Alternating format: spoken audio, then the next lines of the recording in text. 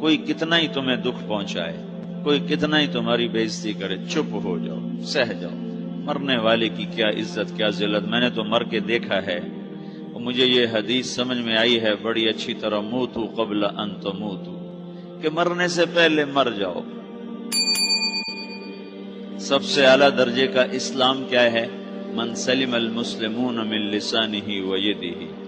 زندگی میں یہ طے کر لو، کوئی کتنا ہی تمہیں دکھ پہنچائے، کوئی کتنا ہی تمہاری بےعزتی کرے، چپ ہو جاؤ، سہ جاؤ۔ مرنے والے کی کیا عزت، کیا ذلت، میں نے تو مر کے دیکھا ہے، اور مجھے یہ حدیث سمجھ میں آئی ہے بڑی اچھی طرح، موتو قبل ان تموتو، کہ مرنے سے پہلے مر جاؤ۔ اس وقت اگر میں مر جاتا تو مجھے کوئی گالیاں دیتا تو مجھے کیا نقصان تھا، اور مجھے کوئی نعرے لگاتا میرے لیے تو میرا کیا نفع تھا۔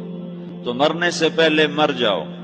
کوئی تمہیں برا بھلا کہے تو تمہارا کیا نقصان، تمہیں کوئی واہ واہ نعرے لگائے تمہیں کیا نفع ہے۔ اگر اللہ راضی ہے تو مرد آباد اور زندہ باد سے بے نیاز ہو۔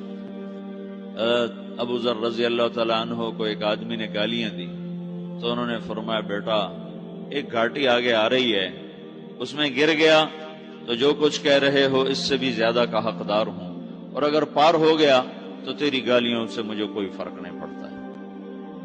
من سلم المسلمون من لسانہ و یدہ موتو قبل ان تموتو۔ چونکہ آج کل اخلاق ہیں انتقامی، معاف کرنے والے اخلاق ہیں نہیں، انتقامی اخلاق ہیں۔ ہمارا معاشرہ انتقامی ہے، اچھا کرو گے تو ہم اچھا کریں گے، برا کرو گے تو ہم برا کریں گے، جیسا کہو گے ویسا ہم سے سنو گے۔ یہ ہمارا ماحول ہے، یہ ہمارا۔ ایک ماں کہہ رہی تھی دوسری ماں کو، میرے پترا کدی کسی نے واسطے سلام نہیں کیتا، بڑے فخر سے کہہ رہی ہے، ہمارے اپنے گاؤں کی بات، میرے پترا کدی نہیں کسی نے واسطے سلام کیتا، مائی جڑا کرے انہوں کریں دیں، جڑا نہ کرے انہوں پوچھ دے ہی کوئی نہیں۔ یہ وہ فخر سے کہہ رہی، جو سب سے بڑا عیب ہے وہ سب سے بڑا فخر بنا ہوا۔ میرے پترا کدی نہیں کسی نے واسطے سلام کیتا۔ جب ماں باپ نے یہ سبق دیا تو اولاد کا کیا قصور ہے؟ تو ہمارا معاشرہ انتقامی ہے، ایک کی 10 سنانے کا ماحول ہے، تو آپ 100 کی ایک بھی نہ سناؤ۔ احنف بن قیس رضی اللہ تعالیٰ عنہ پہ ایک آدمی نے چڑھائی کر کہنے لگا، ایک سناؤ گے نا تو 10 سنو گے میری طرف سے۔ تو احنف بن قیس کہنے لگے، بھائی تو مجھے 100 بھی سنائے گا نا تو میری طرف سے ایک بھی تو نہیں سنے گا۔ ایک آدمی ان کی بڑی بےزتی کر رہا تھا اور وہ چل رہے تھے، اور وہ 100 گالیاں بک رہا ہے۔ جب آ گیا نا قریب شہر تو کہنے لگے، دیکھا میرا قبیلہ یہاں رہتا ہے، اگر کسی نے سن لیا نا تو تیری بڑی دھلائی کر دے گا، تو نے جو مجھے گالیاں دینی میں کھڑا ہوں یہیں تو دے لے، تو اپنا سارا زور پورا کر لے تاکہ آگے تجھے کوئی تکلیف نہ پہنچا دے میری وجہ سے۔ تو وہ پاؤں پہ گر کے معافی مانگنے لگا کہ واقعی تو بڑے حلم والا ہے۔ وہ مشہور تھے اپنے حلم میں، بردباری، اور لوگ ان کا امتحان لینے آیا کرتے تھے کہ بھئی کوئی ہے جو احنف کو غصہ دلا دے، تو لوگ ناکام ہو جاتے تھے، ان کو غصہ نہیں آتا۔ ایسے ایک عرب سردار گزرا، معن بن زائدہ، وہ بھی اپنے حلم میں بڑے مشہور تھے۔ ایک دفعہ لوگوں میں شرط لگ گئی، کوئی ہے معن بن زائدہ کو غصہ دلائے تو ہم اس کو انعام دیں گے۔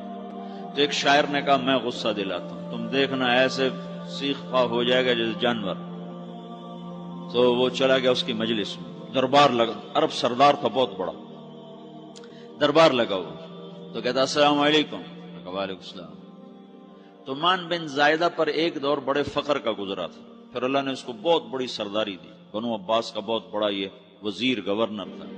تو کہتا اتذکر اذ لحافک جلد شاۃ واذ نعلاک من جلد البعیر، کیوں بھائی تجھے یاد ہے جب تیرا بستر بکری کی کھال تھا اور تیرے جوتے اونٹ کی کھال کے تھے؟ تو کہنے لگا کیوں نہیں یاد، بھلا کوئی ماضی بھی بھولتا ہے؟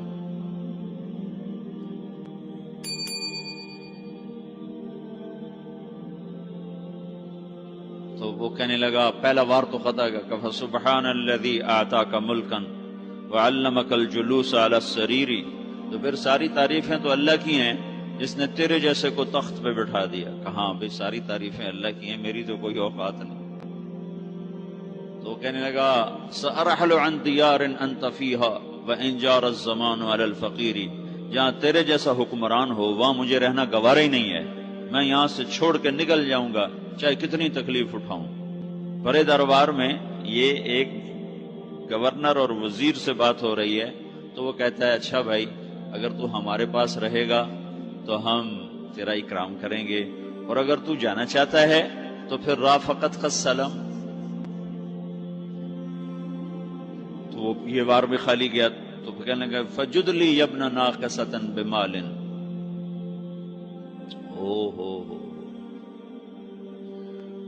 او گندی ماں کے بیٹے مجھے کچھ عطا بھی کر، میں بغیر پیسے کے سفر کیسے کروں گا؟ عرب کو کسی کو بھی ماں کی گالی دے دینا پھر عرب سردار ہو۔ فجد لی یبن ناقصۃ بمال، بری ماں کے بیٹے مجھے کچھ پیسے بھی دے، میں نے جانا ہے۔ میں کہا بھائی اس کو 3000 دے دیا جائے۔ اللہ تو کہنے لگا قلیل ما آتیتنی و انی لأتمو منک فی الکثیر، یہ تو بہت تھوڑا تو نے دیا ہے، مجھے اور دے۔ کہا اچھا بھائی 3000 اور دے دو۔ تو وہ شاعر کی بھی آنکھیں پھٹ گئیں، کہنے لگا اب ٹھہر جا ٹھہر جا، اب میں تیری اصل تجھے بتاتا ہوں۔ سألت اللہ ان یبکیک ذخرا فما لک فی البریۃ من نذیر، میں اللہ سے دعا کرتا ہوں اللہ تیرے جیسوں کو سلامت رکھے، تیرے جیسا دنیا میں کسی ماں نے جنا ہی کوئی نہیں۔ فمنک الجود والافضال حقا وفضل یدیک کالبحر الغزیر، تو ہی سخی ہے، تو ہی کریم ہے، اور سمندر بھی تیری سخاوت کے آگے کچھ نہیں ہے۔ تو نے کہا اچھا بھائی تو نے ہماری برائی کی، ہم نے تمہیں 6000 دیے، اب تو نے ہماری تعریف کی، اب 10,000 اور دے دو اس کو۔ باتیں ہی رہ گئیں، باتیں ہی رہ گئیں۔ کہاں سے لائیں ایسے لوگ؟ ہمارا معاشرہ انتقامی ہے، بدلہ لینے کا ہے، بدلہ لینے کا۔ تو میرے ساتھ کیا میں نے بھی کرنا ہے۔ اعلیٰ درجے کا اسلام یہ سکھا رہا نہیں چپ ہو جاؤ، سلامت بن جاؤ، سلامتی بن جاؤ، سلامتی کی علامت بن جاؤ۔ من سلم المسلمون من لسانہ ویدہ۔ اب وہ سوال کرتا ہے یا رسول اللہ ای الایمان افضل، سب سے اعلیٰ درجے کا ایمان کیا ہے؟ اسلام کیا ہے؟ کلمہ، نماز، روزہ، حج، زکوٰۃ۔ اعلیٰ درجے کا اسلام کیا ہے؟ من سلم المسلمون من لسانہ ویدہ۔ یہ اخلاق کا ادنا درجہ ہے، ادنا درجہ ہے۔ ادنا درجے پر پہنچ کر آپ اسلام میں اعلیٰ درجے پر آ سکتے ہیں۔ وہ سوال کرتا ہے ایمان کیا ہے؟ تو آپ نے کہا اللہ پر، فرشتوں پر، کتابوں پر، رسولوں پر، موت کے بعد کی زندگی پر، تقدیر پر۔ اب ایک اور سائل سوال کرتا ہے ای الایمان افضل، سب سے اعلیٰ درجے کا ایمان کیا ہے؟ تو آپ نے فرمایا حسن الاخلاق، اچھے اخلاق سب سے اعلیٰ درجے کا ایمان ہے۔ جو آدمی اسلام میں، جو آدمی اخلاق میں، جو مرد عورت اخلاق میں ادنا درجے پر ہوتا ہے وہ اسلام میں اعلیٰ درجے پر پہنچتا ہے۔ اب اگر وہ اخلاق میں اعلیٰ درجے پر آ جائے تو اب یہ کہاں پہنچے گا؟ اب یہ کہاں پہنچے گا؟ میرا نبی کہہ رہا ہے سب سے اعلیٰ درجے کا ایمان ہے حسن اخلاق، حسن اخلاق۔ ابو ہریرہ نے پوچھا یا رسول اللہ وما حسن الاخلاق، یہ بھی ایک اور حدیث ہے، یا رسول اللہ حسن اخلاق کیا چیز ہے؟ تو آپ نے 3 چیزیں فرمائی، تصل من قطعک وتعطی من حرمک وتعفو عمن ظلمک، جو تم سے توڑے نہ تم اس سے جوڑو، نہیں کرتا سلام نہ کریں، کوئی ہم چھوٹے باپ کے ہیں، ہم تو کبھی بھی نہ کریں، ہم تو کبھی بھی نہ منہ تھوکیں بھی نہیں، ہم تو میرا نبی کہہ رہا ہے جو توڑے تم اس سے جوڑو، جو محروم کرے اسے عطا کرو، جو زیادتی کرے اس سے درگزر کرو۔ یہ 3 کام جو عورت مرد کر لے گا یہ اخلاق کے اعلیٰ درجے میں ہے۔ جب یہ اخلاق کے اعلیٰ درجے پر پہنچتا ہے تو پھر میرا نبی کیا بشارت دیتا ہے؟ ادنا درجے پر پہنچ کر تو اعلیٰ مسلمان کی بشارت ہے، اور اخلاق میں اعلیٰ درجے پر پہنچ کر میرا نبی کہتا ہے کاد الحلیم ان یکون نبیا، اعلیٰ اخلاق والا بس نبی بنتے بنتے رہ جاتا ہے۔ اعلیٰ اخلاق والا ایسے ہے جیسے کہ نبی، قریب ہے کہ وہ نبی بن جائے، یہ تو ہے نا ترجمہ، لیکن ہم ہمارے اردو میں کہتے ہیں وہ نبی بنتے بنتے بنتے رہ گیا. کیا مطلب کہ اس میں اور نبی میں صرف نبوت کا فرق رہ جاتا، باقی وہ سب کچھ حاصل کر لیتا ہے. تو یہ سارے دین کا میں نے آپ کو خلاصہ بتایا ہے کہ میری آپ کی ضرورت ہے کہ میرا اسلام اعلیٰ درجے کا ہو. من سلم المسلمون من لسانہ ویدہ، میرا ایمان اعلیٰ درجے کا ہو.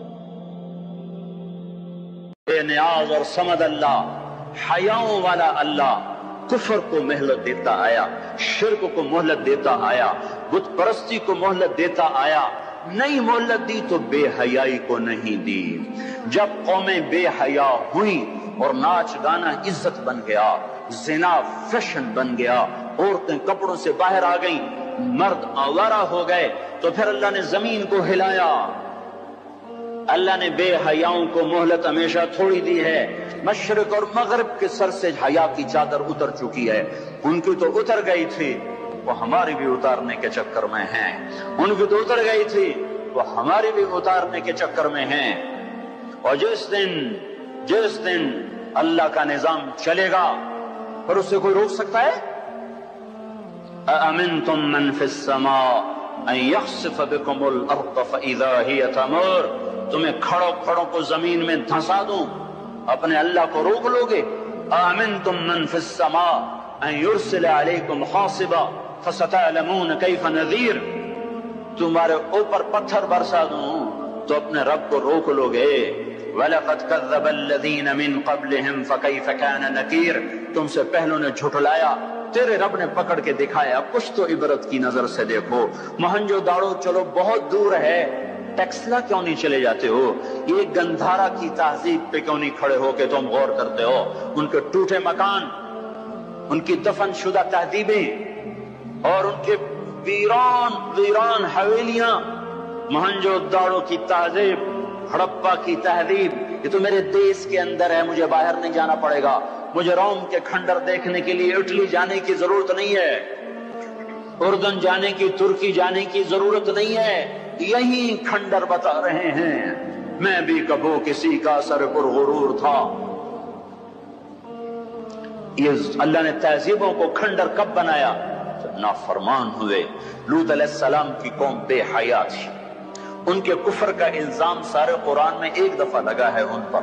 جب بھی نبی کہتا تھا تم غلطی کرتے ہو تو اور انبیاء ان پر کفر کا تم کیوں اللہ کا انکار کرتے ہو، تم کیوں اللہ کا انکار کرتے ہو. لوط علیہ السلام کو لوط علیہ السلام نے اللہ نے صرف ایک دفعہ کہا کہ یہ کفر کرتے ہیں.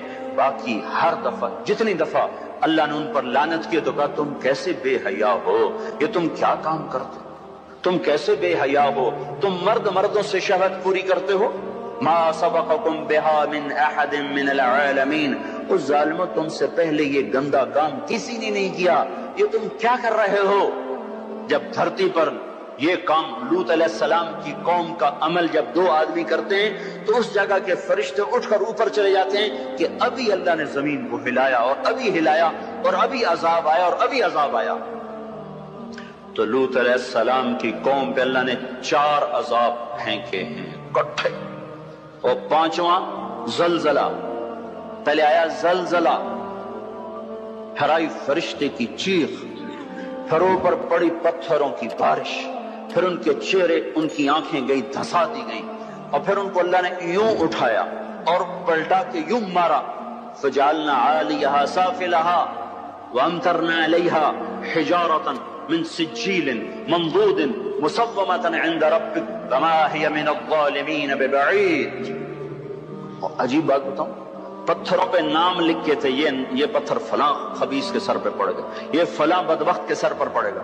لوط علیہ السلام کی بیوی ایمان نہیں لائی تو اللہ تعالیٰ کے فرشتوں نے کہہ دیا تو بچ جائے گا، تیری بیوی کے سر پہ پڑے گا پتھر. اور لوط علیہ السلام اتنے تنگ آ چکے تھے، فرشتوں نے انہوں نے پوچھا کب عذاب آئے گا؟ لوط علیہ السلام نے پوچھا فَاصْرِ بِأَهْلِكَ بِقِطْعٍ مِّنَ اللَّيْلِ وَلَا يَلْتَفِتْ مِنكُمْ أَحَدٌ وَامْضُوا حَيْثُ تُؤْمَرُونَ. لوط علیہ السلام کہنے کہ عذاب کب آئے گا؟ تو فرشتوں نے کہا ان موعدہم الصبح. ابھی نہیں، ان موعدہم الصبح، جب صبح کا چاندنا ہوگا تو ان پر عذاب آئے گا۔ لوط علیہ السلام اتنے تنگ آ چکے تھے، کہنے لگے نہیں نہیں نہیں نہیں، صبح بڑی دور ہے، ابھی لاؤ ابھی لاؤ۔ تو جواب میں فرشتوں نے کہا الیس الصبح بقریب، صبح بھی تو قریب ہی ہے، الیس الصبح بقریب ان موعدہم الصبح، الیس الصبح بقریب، یہ قرآن کی آیت ہے۔ فرشتوں نے کہا بس 3-4 گھنٹے کی بات ہے، نکلو۔ فلما اتاہا امرنا، پھر اللہ کا امر آیا۔ کہاں ہے اللہ؟ کیا ہمارا کیا پڑھے لکھا دور ہے، سائنس کا دور ہے، ترقی کا دور ہے، پلیٹیں ہلتی ہیں، اللہ ویلا بیٹھا ہوا ہے۔ ہاں ہاں واپس آؤ واپس آؤ۔ عقل کی پرستش نے یونان کو کیا دیا، رب کی پرستش نے دیا جو بھی دیا۔ اللہ اس کے رسول کی غلامی سے سہرے بندے ہیں جس کے بھی بندے ہیں، وہی عزت کی سیڑھیوں پر چڑھا ہے جس نے اللہ رسول کے غلامی کا دم بھرا ہے، جس نے ان کی چوکٹ کو چوما ہے، وہی دنیا اور آخرت میں سرخرو ہوا ہے۔ بے حیا معاشرہ ٹوٹ جاتا ہے اور بے حیائی ننگی ہو کے ناچ رہی ہے۔ کیا حیرت کی بات ہے کہ ننگے ناچ سکرین پہ دکھائے جا رہے ہیں اور دیکھنے والے مزے سے بیٹھے دیکھ رہے ہیں، تو کیا میرے اللہ کو غیرت نہ آئے گی؟ میں یہ لوط علیہ السلام کی قوم کے علاقے میں پھرا ہوں، 300 میل کا علاقہ ہے، غور آج کل اس کو کہتے ہیں، پوری پٹی پہ پھرا ہوں۔ وہ سارا پہاڑی علاقہ ہے، اسلام آباد کے پہاڑوں میں سب بڑے نہیں، چھوٹے چھوٹے خوبصورت پہاڑ، چلتے چلتے ایک دم بیچ میں نشیب آتا ہے اور یوں زمین 300 میل تک بیٹھی ہوئی نظر آتی ہے۔ عربی زبان میں بیٹھی چیز کو غور کہتے ہیں۔ یہ زمین کیسے بیٹھ گئی؟ جب لوط علیہ السلام کی بستی کو اٹھایا اور اٹھا کر اوپر سے زمین پر مارا تو وزنی چیز جب زمین پر گرتی ہے تو دائیں بائیں زمین نیچے بیٹھ جاتی ہے۔ اس طاقت سے وہ بستی زمین پر گری کہ 300 میل تک ساری زمین بیٹھ گئی۔ تو لوط علیہ السلام صبح نکلے، نکلنا تھا کہ پہلے زلزلہ آیا، زلزلہ آیا، پھر فرشتے کی چیخ آئی، پھر پتھر برسنے لگے، چیخ و پکار۔ لوط علیہ السلام نے بیوی سے کہا تھا پیچھے نہ مڑ کے دیکھنا، پر اللہ کا فیصلہ ہو چکا تھا کہ اس کا بھی سر ٹوٹنا ہے۔ تو چلتے چلتے چلتے بس وہ نہیں رہ سکی، ذرا یوں اتنی کو گردن ٹیڑھی ہوئی تھی کہ اوپر سے پتھر آیا اور